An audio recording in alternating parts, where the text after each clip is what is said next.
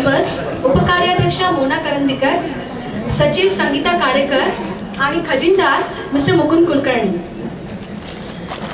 आपण आपला अमूल्य वेळ काढून आमच्यासाठी इकडे हजर राहिलात त्याबद्दल आपल्या सर्वांचे आमच्यातर्फे मनपूर्वक आभार.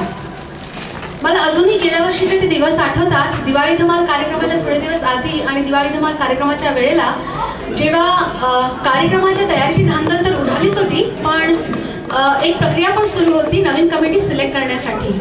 आणि हो नाही करता करता आम्ही सगळेजण कमिटीवर येण्यासाठी तयार झालो होतो. आणि त्यावेळेला बरेच विचार विनिमय करून आम्ही ठरवत होतो नक्की काय करायचं काय नाही करायचं. पण एक गोष्ट नक्की होती की उठणार नाही, मातणार नाही आणि घेतला बसा टाकणार नाही, अशा पद्धतीने आम्ही कटिबद्ध झालो होतो. अरुणाने तेव्हा एक वक्तव्य केलं होतं. नवीन मेंबर्स जे आलेले आहेत, हल्लीच्या हल्ली जॉईन झालेले आहेत, त्यांना सांगायला अरुणा सोमणकडून आम्ही तेव्हा हँडओव्हर घेतला होता. अरुणा तेव्हा आमची कार्याध्यक्ष होती आणि तिने एक वक्तव्य केलं होतं की मंडळामध्ये नवीन लोकांनी येण्याची खूप आवश्यकता आहे. म्हणजे दरवेळेला काही नवीन संकल्पना पुढे येतील आणि आपल्या माणसांसाठी आपण काही नवीन कार्यक्रम, नवीन प्रस्तुती करू शकतो जेणेकरून त्यांचं मनोरंजन पण होऊ शकतं. आणि तेच विचार आम्ही पुढे घेतले आणि जेव्हा आम्ही आमच्या कार्यकारिणीची सुरुवात केली तेव्हा आम्ही आमच्या कार्यकाळासाठी काही गोष्टी ठरवल्या होत्या. त्यातली एक म्हणजे पूर्वी असं एक हिस्टॉरिकल ट्रेंड होतं. मी मध्ये मध्ये इंग्रजी शब्द वापरेन तर मला प्लीज क्षमा करा, कारण मला त्याचे मराठी इक्विव्हलंट्स मिळालेले नाही आहेत. तर पूर्वीच्या ट्रेंड्सप्रमाणे साधारण जी कमिटी असायची ती 2-2 वर्ष कार्यरत असायची.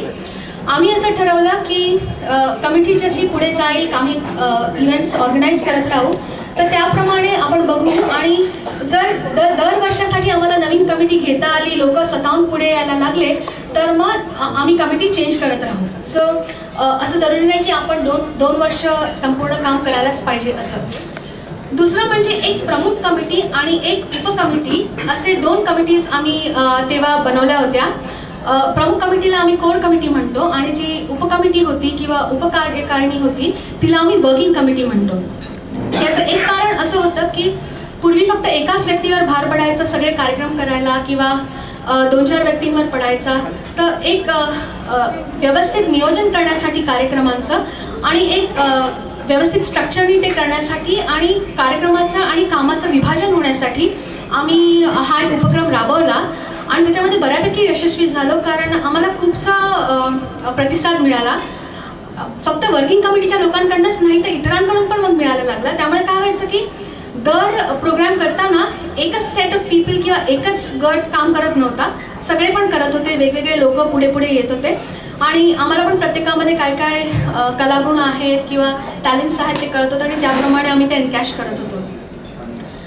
तिसरं म्हणजे आम्ही ठरवलं की सभासदांसाठी किमान एक विनामूल्य कार्यक्रम द्यायचा. त्यानुसार आम्ही 1 मेला महाराष्ट्र दिन हा कार्यक्रम जो केला तो कार्यक्रम आम्ही विनामूल्य केला सगळ्या जे कोणी आमचे प्रेक्षक आले होते त्यांच्यासाठी. त्याच्यामध्ये बऱ्याचशा गोष्टी होत्या, हॉल शोधण्यापासून किंवा काही गोष्टी करण्यापासून, पण आम्ही ठरवलं होतं त्याप्रमाणे ती गोष्ट आम्ही करून घेतली. चौथं असं होतं की मंडळाला एक व्हिजिबिलिटी प्राप्त करून द्यायची होती. व्हिजिबिलिटीसाठी मला तितक्याच इम्पॅक्टवाला कुठलाही मराठी शब्द मिळाला नाही म्हणून मी तोच शब्द वापरते. आणि त्यानुसार आम्ही महाराष्ट्र दिनाच्या कार्यक्रमासाठी कॉन्सुलेट जनरलला इन्व्हाइट केलं होतं. त्यांना काही अपरिहार्य कारणास्तव यायला जमलं नाही, पण आपल्या सुवर्ण महोत्सवी महाराष्ट्र दिनाच्या कार्यक्रमासाठी त्यांनी आपल्या सर्वांसाठी त्यांच्या शुभेच्छा पाठवल्या.